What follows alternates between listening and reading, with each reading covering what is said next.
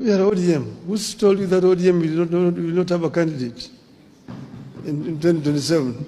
Who has told you? So first, think as ODM. We have a clear plan that we have negotiated and we have agreed on, and let us continue to implement that plan.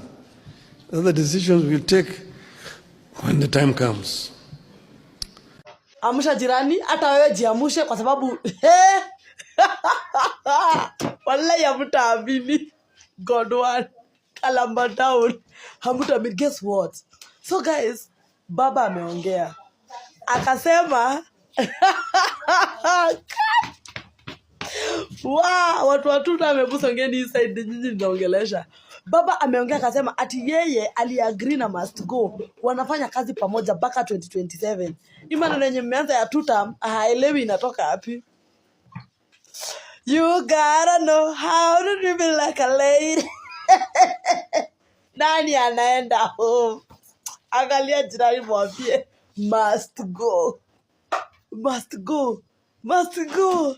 Do that. Utashangaa sana. Moko makata meva. Nigo damu. Anyway, one time. Follow me on Instagram and drain the swamp. Thank you.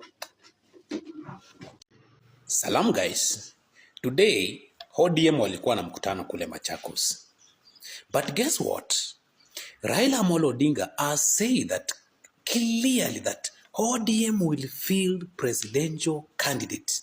Now, this now tell us that why broad-based government or blood-based government yenye hata yes kuaminiana, and that's why jamaa wetu anaitwa Ruto ameshikilia koti ya Raila kabisa kwa sababu anajua hiyo huyo ndo savior wake. Kumbe Raila akitomoka namna hiyo jamaa anajua atabaki nje, ataekwa nje. Wacha kiumane tu kwa maua. Simeona venye amefanyiwa na anaambua hakuna story inaitwa kukuja kuomba kura huko ati 2 term. No, people have decided it is 1 term. Sasa tell me why Raila is trying to prepare his people that ODM will feed presidential candidates. Wanakaa design ya chameleon. It is chameleon style of politics. And Raila is the goat. I want to thank Mbadi for bringing out some of the issues. Like he talked about selling some assets. Kenya Pipeline Corporation. The pipeline is underground from Mombasa to here. Even if you sell it, where is somebody taking it to? It remains very much an asset of Kia. It is just there on the ground. Somebody want to buy it, buy it. That is what Margaret Thatcher told Britons when the Arabs were coming with petrodollars to buy historical buildings in the UK. She said, even if they buy Buckingham Palace, where are they going to take it? It remains here. Your asset. It's an idle asset. Sell it so that we get money instead of going to borrow. Big money to invest instead of going to borrow here. I want to sell the shares of Safaricom. Why not? Why don't you sell the shares of Safaricom? It just remains here in the country. This is what my friend, the Indian Prime Minister, Mr. Narendra Modi, has done in India. When he invited me to go to Gujarat as chief minister then, I went as a chief guest to what is called the Vibrant Gujarat. And there were many people who had been invited from outside India. And I was in a panel discussion with some of the Indian conglomerates, the Ratan Tata, the Adani groups, and all this together. And we saw how many deals were being signed, people coming to invest in Gujarat. State of Gujarat is one of the states of India. The economy of Gujarat was growing at the rate of 13% per annum. compared to 5-6% of other states. Gujarat, the population of Gujarat is 60 million people, bigger than Kenya. So I asked Bodi, how did you manage to achieve this? He went into his bookshelf and brought me a piece of legislation. He said, this is the secret. This was a PPP law of Gujarat, which he said, make it simple like this. It will attract people to come and invest in your country. Armed with that legislation, I came here and I presented it to the cabinet. And I told him what I saw in Gujarat is something astonishing. We approved the memo in the cabinet. It was then given to then Minister for Finance, who was acting Mr. Michuki, to go and prepare a cabinet memo. When he took it to the mandarins in the treasury, they manipulated it, changed so many things. By the time they brought it back to the cabinet, it was a different document. I told him, who will come, who will want to risk his capital with these kind of things you put in this law? It was passed and brought to Parliament, passed, no investors came because there were so many restrictions and private capital is risk shy. But when I was there, they took me. They took us. I was in that delegation as a prime minister. I'd gone with the current prime cabinet minister, Mr. Mudavadi. We were with President Ruto at that time, with Chris Obure, who was a minister for public works. I was with a big delegation. We were taken to a place called Mundra, a port, where they had built, Modi had given just land to Adanis, 5,000 hectares of land, marshland near the sea. They drained that land and built a port. So they were using that port to import coal from Indonesia. And they put up a power plant, 4,600 megawatts of power. Then the Tata group followed suit and also built a similar plant, 4,600 megawatts there. So a total of 9,600 megawatts was being generated from that port alone. Our total generation capacity in this country today is not even 3,000. That's from that port. And then they built a railway line, 100 kilometers to join with the national railway system. A sleeping village of 5,000 people rose to become a village of a town of 200,000, eventually now 500,000 people. And the investors came to invest in that place. They even built an airport in that place. Okay? Then I can give you so many other examples. So you find the same people, Adani, are given them Bombay. Bombay airport used to be so dilapidated, fly infested and so on. They could have constructed Bombay airport. Today, Bombay airport is so efficient when you go there. You go and look at the Delhi airport. When Modi eventually became Prime Minister of India, he now replicated what he had done in Gujarat in the whole of India.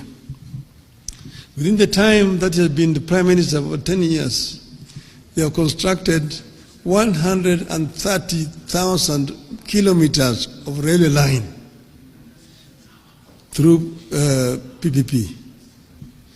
They have in almost every state in India has got 2 international airports in India. All this being done through PPPs. And that's why when Adani came here to want to do this airport, and too much noise was being made in Parliament for no reason at all. And they pulled out. The Red Airport is just like here, it is. It is as it is. They are not taking it away. They are bringing their money to do it. They are bringing their money to do it. And they will charge for over 30 years so that they don't charge so highly. That's what would have happened. Now, a similar arrangement is happening in Kigali. So the Qataris are building a Kigali International Airport in the same terms like Adani wanted to do here. So Kigali is going to be the hub in this region, not Nairobi, because of noise being made by other parties which were also interested in doing what Adani was supposed to do and paying people down under the table to make noise every day in the newspapers. Shame on them. Shame on them. We need to wake up as a country, because if we don't wake up, we're going to continue to sleep. There's many opportunities that are available for us as a country. We as ODM must remain ODM and remain focused, because the country needs. Ini kulipuka na lipuka hii.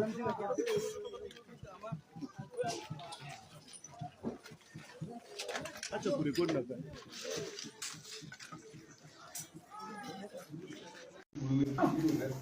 CCTV silikuwa the other side. Tunaona. Ani CCTV koma kumi online. But if it is online, we can review to the extent. Walichukua hard disk. Alafu tena wakaenda pale wakakata mali. Unajua hiyo kipicha. Walikata the main previous. So they destroy, we cannot trace back. Alafu ukienda tena pale nyuma walikata tena yenyewe inakuja kwa hivi. Amekata wale walikuwa organized. Watu ambao walikuwa organized. I want you to Ilikuwa control.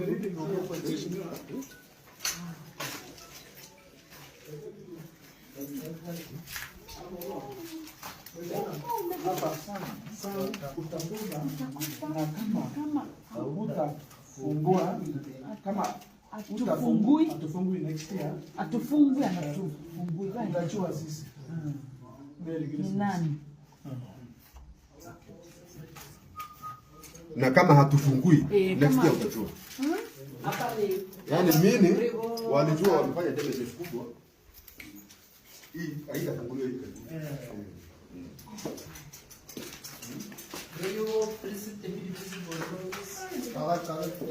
na each and every room kuwe computers walichoma computers yote walichoma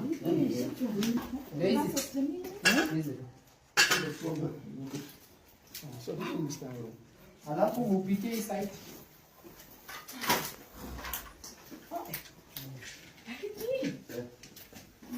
Ngoja ego nini amarito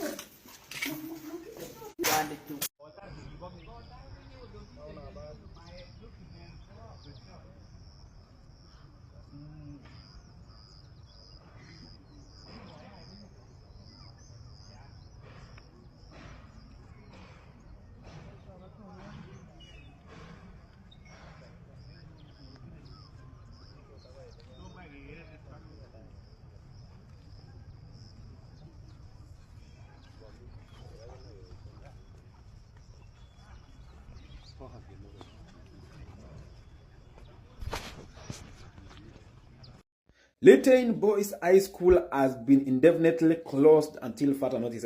Alenjingo choose kumen kasi ten game bot not on the bwana. Elego what your sub boys choton cheba Litein Boys High School.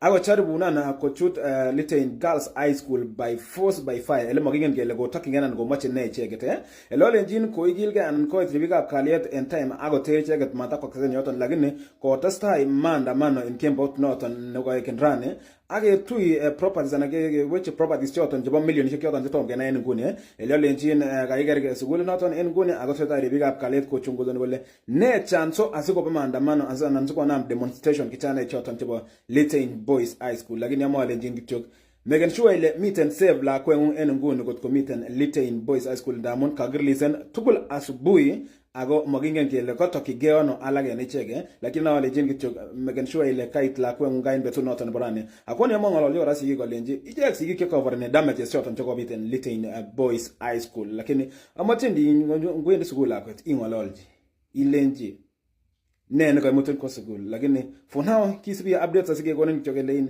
ne chanso ndago ya Litein Boys High School koba maandamano kureno mambet presenter makila bwana DCI notan bwana bagolejin chondo kwa updates ya miten enenguni. Mliona hiyo incident ilifanyika Litein Boys High School. Nakwambia jana usiku bana hiyo shule mambo ilichemka mbaya. So ama vijana wali strike jana usiku hapa around kitu saa 5 wakachoma mpaka domi yao fulani hapo vitabu na vitanda zote ziliungua manzee. So after wamemaliza strike wakaona wako free. Imagine hao vijana walijibeba wakiwa wengi wakaenda mpaka girls school yao by which ni Litein Girls High School. Wakaenda bana kavamia madem usiku imagine. Wakaingia kwa hiyo shule. Nilisikia tu madem wanapiga nduru design nyingine hapo ngori bana. Lakini finally police walitumwa but sadly bana vijana walilemenga makarao wakaingia mpaka kwa hiyo shule wakaleta confusion vibaya sana. Unajua mimi nashangaa kwani nowadays there is a shule bana azieki mafuta taa kwani nini? Juu wenyewe uniambie kitambama vijana wamwe kubebana hote hivyo waende mpaka hiyo girls school ilikuwa rahisi kweli ama hata walikianga kukumanga kwa maji bana. We imagine watoto wamerelax tu hivi usiku bana tena ni watoto madem then all of a sudden bana wanavamiwa walai. Mnakumbuka ile incident ilifanyika St. Kizito enye wanafunzi walivamiwa usiku na mavijana bado wakaingia kwa dom wakawavamia bana wakawarep wengine ilibidingi wakimbia bana wajifiche wasave maisha yao. Ilikuwa risk vibaya sana. So jana uniambia incident kama hii ifanyike kwa hiyo girls school jana manzi. Hao choto bana wangejifanya aje lakini but finally maskari walikuja wakaingia kwa hiyo shule wakatoanisha wa mavijana. But parents are urged wakonfirm one kama watoto wako safe shule. Juu wenyewe jana kulikuwa na giza na kulienda venye kuliendanga. But this is not good. Ini kurisk maisha watoto wetu manzi. We imagine umetulia tu hivi then unapigiwa simu na mwalimu unaambia ukuje mtoto wako jana alivamiwa wakarepiwa akacontact ugonjwa. Utafeel aje kama mzazi na ulimpeleka shule akiwa poa hakuwa na issue yoyote? Hope hakuna mwenye alirepiwa ama aliumia. Juu nilisikia mademba na walikuwa na uoga mbaya.